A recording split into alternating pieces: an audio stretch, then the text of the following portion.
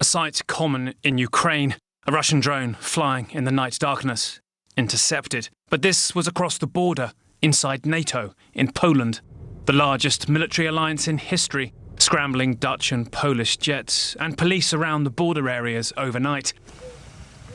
And waking up to a new reality, that Russian drones had made 19 incursions into their territory. The remains of Shahid-type Russian drones found at 7 locations, several not containing explosives, said initial Polish reports.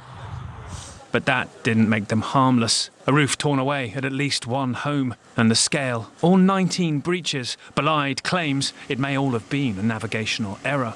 Russia's defense ministry said they didn't target any Polish sites for destruction, but that isn't a denial the fragments collected here were their drones. Airspace closed for hours, even Warsaw's main airport. What lingered in the air after the drones? A sense of shock that Moscow had dared violate the airspace of its biggest, wealthiest adversary, NATO.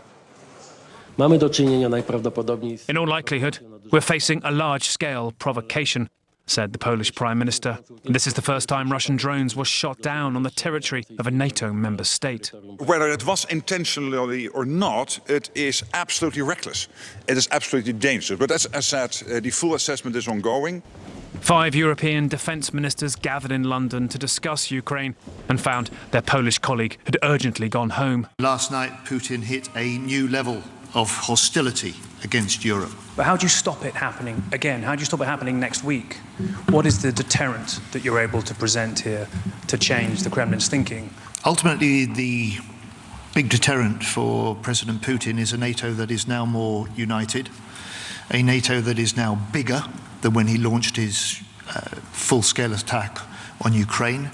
President Trump said he'd talk to his Polish counterpart and posted, "What's with Russia violating Poland's airspace with drones? Here we go."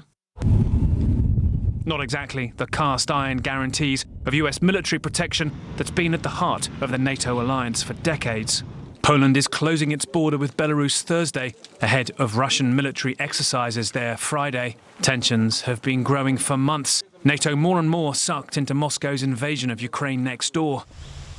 But this is something new, unanticipated and troubling, as Europe has no immediate response, and that may have been the answer Putin was waiting for. 偷偷告诉大家，我最近发现了新法宝 Royal Face 逆时奇迹系列，它有活肤露、全效精华，还有精华霜。尤其我皮肤比较偏干，所以我非常的注重保湿。保湿做得好，肌肤自然烹饪。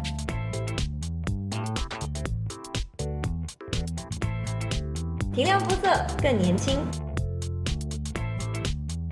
抚平皱纹超有感，而且气色变好。用心保养，每天都更美一点。